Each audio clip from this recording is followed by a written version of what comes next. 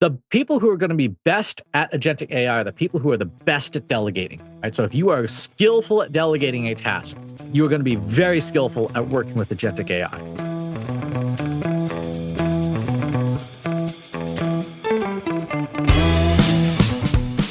Welcome to the Agents of Change, the podcast experience you've been waiting for your entire marketing career. Search, social, mobile, AI, blockchain, and neuromarketing. These are the Agents of Change, and so are you. Digital marketing success awaits, and your transformation begins now. Welcome to another episode of the Agents of Change podcast, the podcast that's here to help you reach and engage more of your ideal clients online. My name is Rich Brooks. I'm your host. This is episode 616, powered by Flight New Media. I'm not sure if our guest this week is a Marvel fanboy, but I sure am. And I couldn't help but take note of this week's episode number. If you know, you know. Feel free to drop me a note if you know. Today we're going to be talking about Agentic AI. AI that can take actions on your behalf. Chances are that so far you've been prompting your favorite LLM, ChatGPT, Claude, Gemini, and so on. Perhaps you even created some AI assistants like custom GPTs, Claude projects, or Gemini gems. Agentic AI is the next step forward for most of us, moving beyond prompting and instead delegating projects in part or in whole to our favorite AI platforms. Before we get to that, I just wanted to give a special shout out to John Paglio from my team here at Flight New Media. John's been at Flight for over 9 years, and he's been leading our marketing department for the past 5, give or take. He's got great ideas, he's a hard worker, he has tons of initiative, and he's really helped us up our analytics game. However, John is moving on. As much as I would have liked John to be here for another 9+ years, sometimes it is just time to move on. New adventures, new challenges, and getting out of your comfort zone. John, among many of his other responsibilities, has been helping with my podcast over the past several years, getting the promotional material out, posting show notes to our website, and a whole lot more. I'm not sure if he's going to be listening to this episode, but if you are, John, thank you. Now, who's chopping onions in here? While I go find out, let's check out this week's interview. My next guest is an internationally renowned keynote speaker who energizes audiences with his expertise on artificial intelligence and marketing. A recognized thought leader, he demystifies complex AI concepts, providing practical strategies that empower marketers to achieve breakthrough results. His journey in AI began in 2013, a full decade before tools like ChatGPT brought the technology into the mainstream, giving him a deep understanding of its potential and practical applications. As co-founder and chief data scientist of Trust Insights, he leads a team of experts dedicated to helping businesses unlock the full potential of their data using cutting-edge AI solutions. His proven track record of success includes building AI-powered systems that have delivered double-digit ROI for prominent brands you may have heard of: Cisco Systems, T-Mobile, Citrix Systems, GoDaddy, AAA, McDonald's, Twitter, and many others. He's a 2025 eight-time IBM champion in IBM Data and AI and co-host of the award-winning Marketing Over Coffee marketing podcast. He's also a published author in the Journal of Applied Marketing Analytics, and his work is also reflected in over 24 marketing books, including the best-selling Almost Timeless 48 Foundation Principles of Generative AI, which I am enjoying right now. He didn't even mention in his bio his great newsletter, which I was just complimenting him on, Almost Timeless. But today we are going to be exploring the world of agentic AI with Christopher Penn. Chris, welcome to the podcast. Thank you for having me. All right. So you've been playing around with AI longer than most of us have even been thinking about it. What was it that you found so interesting when most of us thought of it as sci-fi? So my AI journey started in 2013 when I was working at a public relations firm.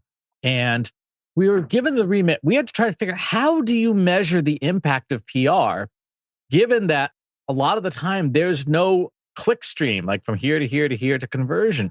And the PR folks I worked with, very nice people, but mathematics was not their strong point.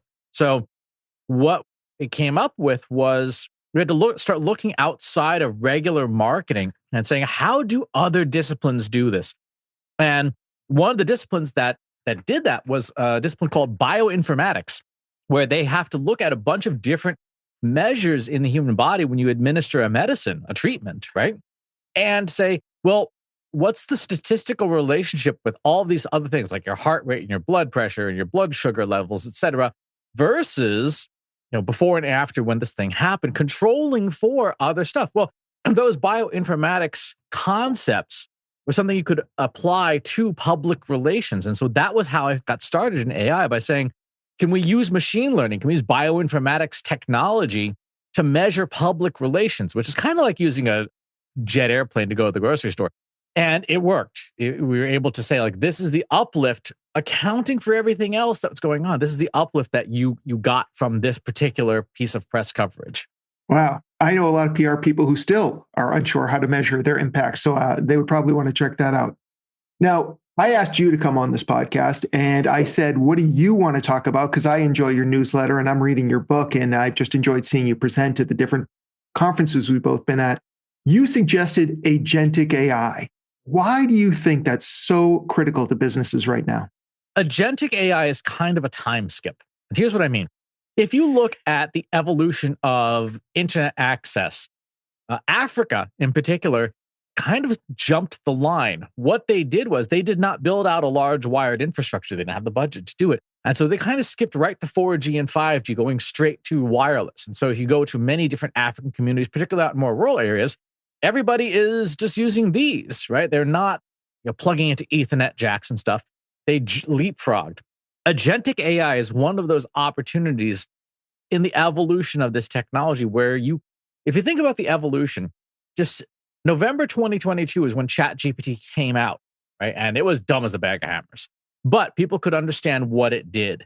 January 2023 is when GPT 4.0 came out, and it was smarter. It's still kind of dumb as a bag of hammers. And for a couple of years, people's use of AI was, I'm going to talk to ChatGPT and I'm going to ask this, that, and the other thing. And we've seen plenty of our friends and cohorts and stuff say, just ChatGPT it and, get these amazing results. Over time, the technology started to evolve. And I use product market fit as a framework for this. So you have done by you, like done by you, done with you, done for you. Our mutual friend Brooke Sellis talks about this a lot in terms of customer care. Done by you is you being the copy-paste monkey, copy-pasting things in and out of ChatGPT. Done with you is when you start getting things like GPTs and GEMs, N8N, Make, Zapier, where the systems are starting to do stuff in it with you. Like parts of it are automated, parts of it are not. You're still doing a lot of copy-paste. But Agentic is done for you, where you give the tool something like a project plan, you hand off, and then it just goes. It just does its thing and comes back to you and says, hey, here's the thing that you asked for. And for a lot of business owners, you can almost get some foundational learning about done by you, done with you, but then you can move straight into done for you. How do I use an agentic system like Claude Cowork to do this thing for me? Yesterday, my CEO, Katie Robert, was like, I got to do yet another slide deck for another thing. She handed it to Claude Cowork and said, here's our brand standards. Here's my outline. Make me the slide deck. And 45 minutes later, Claude Cowork says, here's your slide deck. And we both looked at it and went, holy crap, this thing is really good. Brand standards are spot on. The deck is coherent. It actually added stuff because the Opus model is very smart. It added stuff and said, hey, you could have used some more transitions and stuff here, some more examples. So I put them in for you. And we're like, okay, cool. But that's done for you. And that's where Agentic is today. So if you think about this, anything that is repetitive, anything that is automated, anything that is boring and is templated, as a business leader, you should be saying, how can I take this templated, boring, repetitive task and just have the machine do it entirely? Oh, I got to do end of month reconciliation in QuickBooks. How do I tie QuickBooks into Claude Cowork and just say, you do it? And it goes ahead and does it. So Claude Cowork. So this is an example of a agentic AI. How does Claude Cowork differ from the Claude that I'm getting at $20 a month? So Cowork, there's a concept of what's called a harness, which is the surrounding parts around a model. Think of the model like a car engine, right? The car engine is very useful, very powerful. Your car doesn't go anywhere without it, but nobody goes down the road sitting on an engine block. You sit in a car. A harness is basically the rest of the car around the engine. So when you use Claude, the regular one, that's a specific kind of harness, right? That is a specific kind of car. You do a lot of driving. Claude Cowork is a different kind of harness. It's based on their coding tools. Actually, was inspired by their coding tool. And what it does is It's more like a self-driving car where you give it the destination and it makes a lot of the decisions and kind of just prompts itself to try and accomplish those goals. And so that's the difference is regular Claude is a car you drive. Claude Cowork is a self-driving car. All right. So, and what are some of the other tools out there? If people aren't using Claude, what are they able to upgrade to? Or what are some of the common platforms you're seeing out there that you think are good, especially for small to medium-sized businesses that maybe don't have all of the AI expertise? So if you're paying on any paid plan, so Claude's paid plan, the Pro plan, you can get some usage out of Claude Cowork. It's built into the desktop app. And it's available for Mac and Windows. If you're using the free version, you get none of this. Free version of anything, you get none of this. And you should never be using a free version with your business anyway, because you generally can't opt out of giving your data to the company to train on it. So please, if you're using any AI for your business, be using a paying version, hands down. In the OpenAI ecosystem, if you are using ChatGPT, OpenAI has a desktop application called Codex, which is technically a coding tool. However, you can use it in a very similar way as Claude Cowork. You can give it non-coding tasks. You can say, here's what I want to build for a marketing strategy. Go off and help me do this thing, and it will go off and do that thing. If you're using Gemini, in the Gemini ecosystem, there's a lot of options, but the one that's probably the most sensible is a tool called Google Anti-Gravity. Again, it's a coding tool. You don't have to code. You never have to write a single line of code. You just give it complex tasks and it will fire up its own agents internally to try and figure this out. And so almost every major manufacturer, so if you use Alibaba Quen code will do that. And there's UIs for it. I think the only major one that doesn't have a coding environment dedicated to it is DeepSeek. But even there, if you install the completely free Microsoft Visual Studio Code, you can add an add-on like Klein or Kilo Code that can connect to pretty much anyone's AI. And again, use it as an agent. Again, you don't have to code. You never have to write any code with these tools. They're just language models. You can use them for anything a language model does, but they're very, very capable.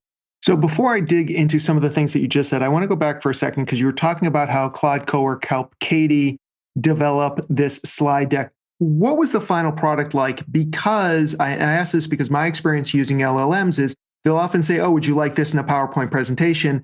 And I say yes. And then it says, oh, I can't actually do that for you. Was it a PowerPoint or a keynote presentation that then she could work with within the program itself? Yep. Yes. It was a genuine PowerPoint slide deck with our brand standards, with our logos, et cetera. All that stuff it was a regular deck. And I actually gave it a deck. So I've just finished recording a GEO webinar for our academy. Did a previous version of this yesterday for a different company. I said, okay, here's my existing slide deck that was for this particular industry.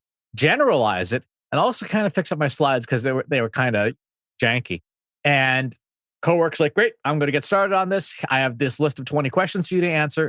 I answered all the questions and it off it went. 45 minutes later, said, your slide deck's done. I look at it and go, well, that is definitely better than what I did yesterday.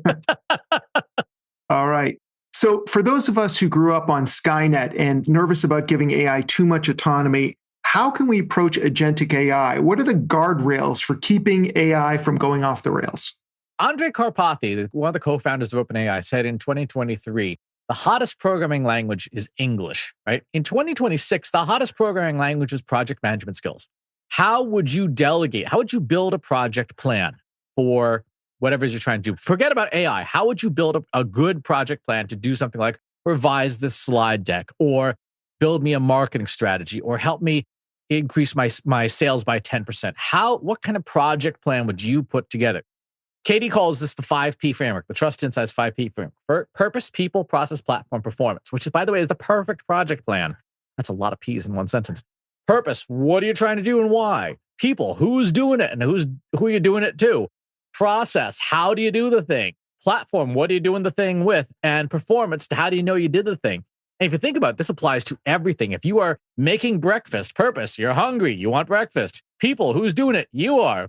Who are you doing it to? You, because you're making breakfast.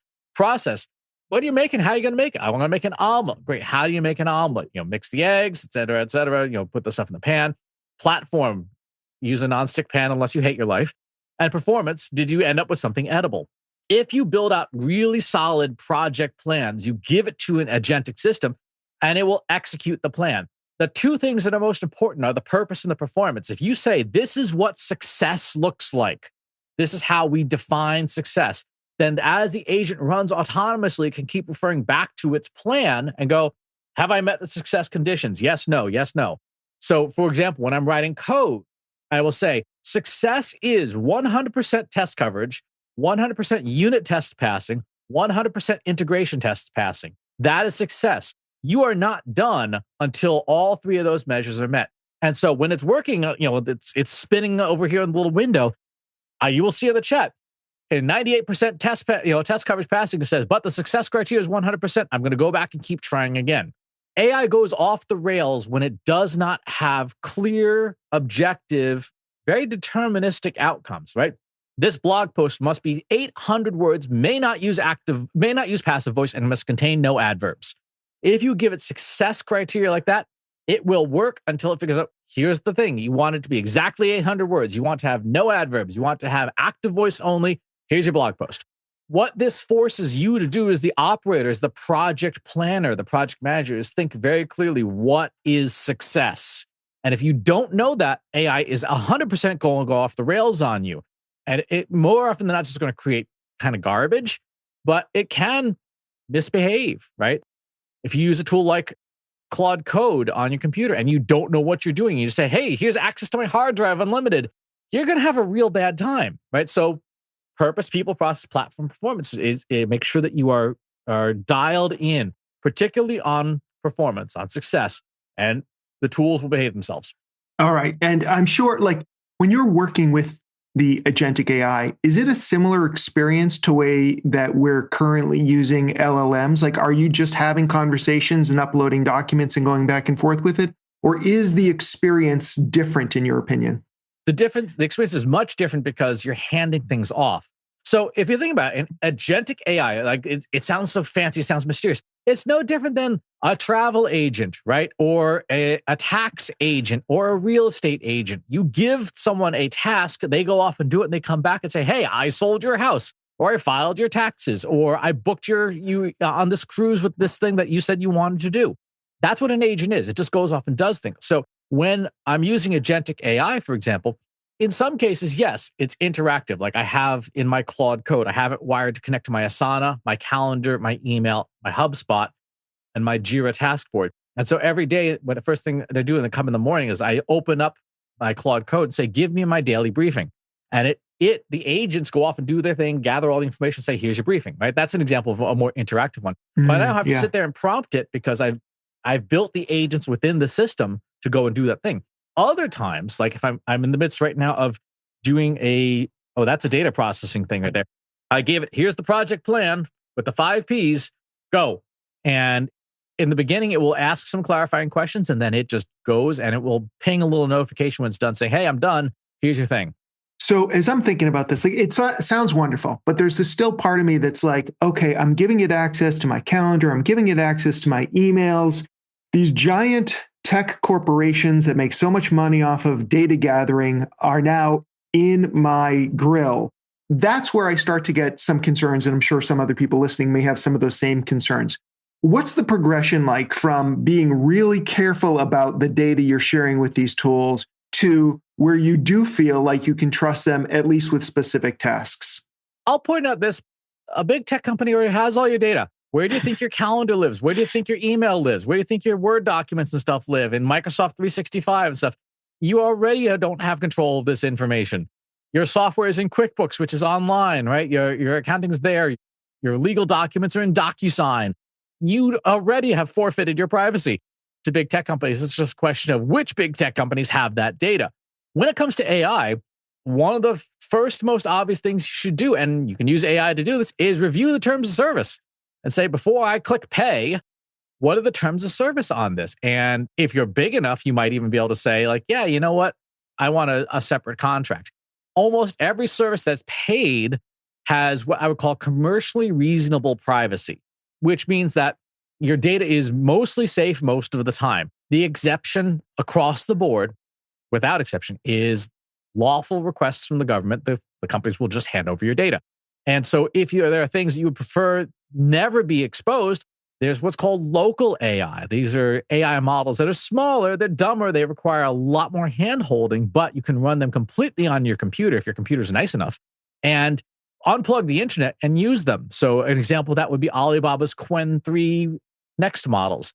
If you've got a really nice MacBook, like you paid top dollar for the nicest MacBook you could get, you can run that entire model self-contained, still give it access to all your data, but your data never leaves to go anywhere else because the model is running on your computer. And I've seen you talk about this before, but what you're saying is it could still be agentic AI, but you're just running it locally. Everything stays locally. This is obviously changes once you needed to go outside of the boundaries of your laptop and get some information from the cloud, say, but other than that, you're pretty much locked down. Exactly. You're completely locked down. And even there, I wrote, for example, a piece of code that uses DuckDuckGo as its search engine. DuckDuckGo is famous for its privacy. Right? Like we don't track what you search for. So I connected my local AI to DuckDuckGo. And so now it can go and safely search the web. I have it connected to a VPN, to Tor, and a few other privacy safeguards so that if I'm doing something that certain government officials might be very interested in, it would be very difficult, not impossible, but very difficult to trace that back. Like I want to know so-and-so's recipe for strawberry pie, right? And that's a classified recipe. The agents can go figure out how to do that with safe tools. All right. So for those of us who did not get into business to wrangle with AI on a daily basis, how can we evaluate the privacy policies on these AI platforms? Because it does seem daunting to read through 87 pages of terms and conditions to find out if this is a morally ambiguous or just a morally corrupt company that we're getting into bed with. Easiest way is literally to copy and paste that policy into your favorite AI tool and give it a list of criteria that you want to know about. How safe is my data?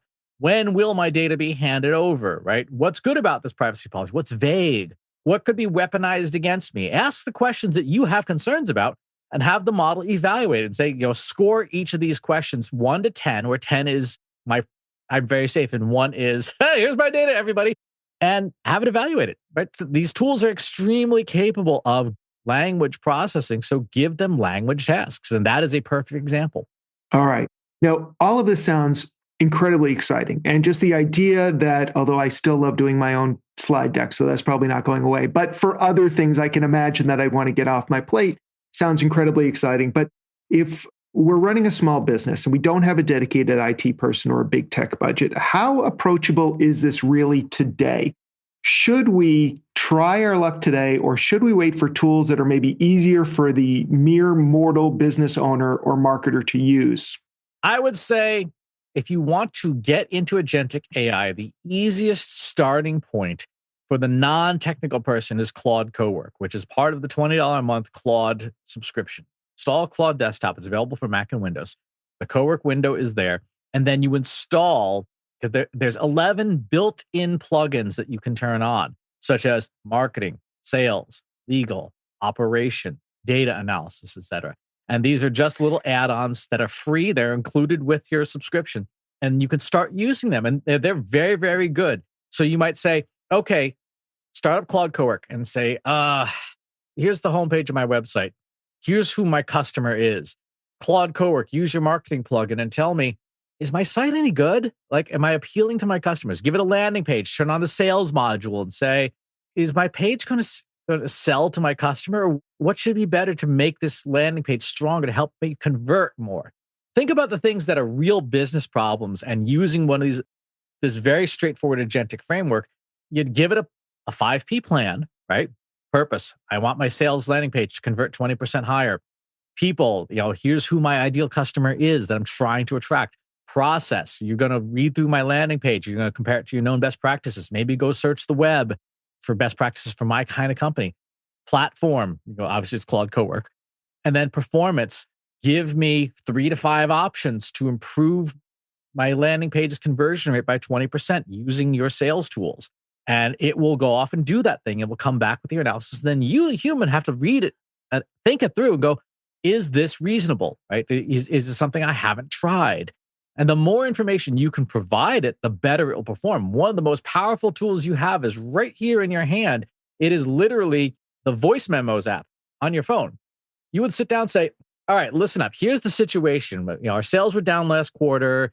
The market's changing. I'm paying like 82% tariffs on my thing, and I need to find maybe a different place to import from. I got to do this. I got to do this. Here's all my problems. And you take, and all these voice memos apps transcribe. They will produce a transcript. You put that transcript into Claude Cowork with your 5P plan so that has all the background about your business, and you will get great specific results that are dedicated and tailored to you. That's like, if I was a business owner, if I was a solo business owner, that is my first stop. Is I would say, here's the current state of my business. Here's my goals. Here's all as much information I can throw at you as possible. Let's evaluate the strategy of my business and what are the 3 to 5 things that I could do Monday morning to start making more money. Awesome. So as you see it, as these agentic tools become more capable and more accessible, how do you see the day-to-day role of a marketer or a business owner evolving in the next, I was going to say 5 years, but let's be honest, 6 months? One of the things to know about AI, and this is true across the board, is the reason it is accelerating so fast is because all the AI companies are using their AI tools to make smarter AI, right? So it is a feedback loop that is getting faster and faster and faster. The Chinese company DeepSeek at the end of 2025 built an AI model that only does math, and it's self-learning. So as it solves problems, it trains on it and then writes new problems for itself to solves those, trains on it, et cetera. And so it is working on becoming sort of like the world's smartest mathematician, because whoever has the best math has the best AI. What this means for business owners and stuff is we have to take a step back from operations, right? Because as agents get more capable, they'll be able to take on more and more complex tasks. There's, in fact, even benchmarks like GDP-Val and RLI, Remote Labor Index, that measure the capabilities of AI tools to do very sophisticated tasks. Like, can you take this blueprint and do a 3D rendering of the house that this blueprint describes? Can you do this geospatial analysis? Very expensive projects. So we have to take a step back from doing the thing to say, this tool, like Claude Cowork with its 11 agents, this tool basically gave me a team of 11 employees that are PhDs in these topics. How do I, as a business owner, what do I do with 11 new employees that are all PhDs in their respective areas? What things have you deferred as a business owner or as a senior leader? You're like, this has been on my to-do list forever, and I'm just not making any progress. How would you hand that off to a machine? How would you delegate that? The people who are going to be best at agentic AI are the people who are the best at delegating. Right? So if you are skillful at delegating a task, you are going to be very skillful at working with agentic AI. That makes me want to go and improve my delegation skills today. All right, I'm feeling empowered. If I had to take a step on my agentic AI journey this week, where would you have me start? Drop $20 on Claude and install Claude Cowork, install those 11 plugins, and pick the one of those 11 plugins that your business is struggling the most with. Maybe it's sales, maybe it's operations, maybe it's finance and expenses, whatever the thing is, and say, here's the situation. Let's evaluate my business in this particular area and identify do the 4-part framework. So there's a 4-part framework I use. What's good, what's bad, what's missing, what's unnecessary. So whatever the task is, talk to the agent, give it that project plan. You're going to do an audit. What's good about my cash flow? What's bad about my cash flow? What's missing from my cash flow analysis? What's unnecessary in my books? And have the tool do the evaluation and then say, okay, now build me a strategy, a work plan to start making remediations of the things that I say are issues. That's what you should do today. And you could have, by the end of the day, you could have that plan in hand. I did this recently with my own newsletter. I said, I know I could be earning more money from this newsletter. I've got almost 300,000 subscribers. And I'm earning like 5 digits instead of 7 digits on it. And I handed it off. I said, do the evaluation. It's like, okay, so here's the 82 things that you're just not doing that you really should be doing because there's easy money to be made here. And I'm like, well, shit. And then I read the plan and I'm like, okay, I've got the plan. And now I'm starting to follow the plan and going, okay. And even in cases where there's something like, I don't know if I want to do that. Like, not that it's bad, but just like, that's a lot of effort. Claude Cowork, can you do this part for me? And it's like, yeah, I can give that a crack because among other things, it can take control of your browser if you give it permission to. if you give it permission to, and you can turn it on, off that permission anytime. So there are things like, you know what? I don't feel like signing up for the service. Go sign up for it. And I'll just watch you do it, running in another window, and it will just go off and do the thing. It will sometimes say, I don't have this information. Can you give it to me? And it will do the thing. But the thing I would say that, as a message to every business leader is, this is the excuse eliminator, right? This is the excuse eliminator. If you give it the problem, it comes up with the solutions. You agree with the solution because you just don't let it run amok. And then you say, build me a work plan to fix this.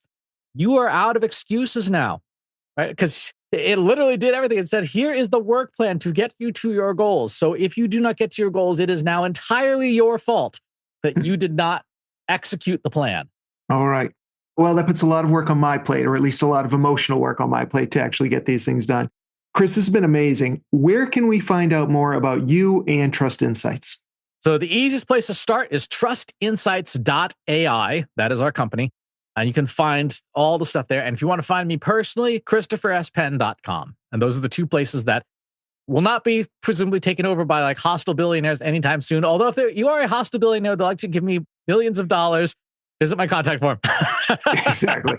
He can be bought. All right. Thank you so much. I really appreciate today's conversation. Thanks for having me. Tons of great, inspiring, tactical advice shared by Chris in this episode. I definitely am going to have to go back and listen to it a couple times, check the show notes out.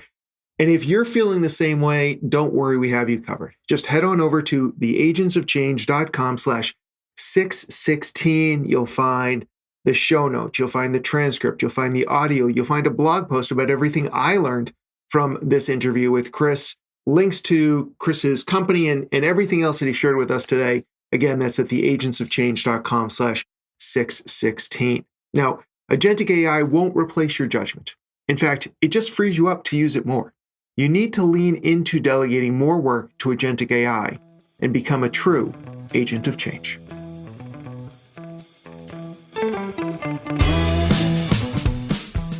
Don't miss another thrilling episode of the Agents of Change podcast. Be sure to subscribe on your favorite podcasting platform.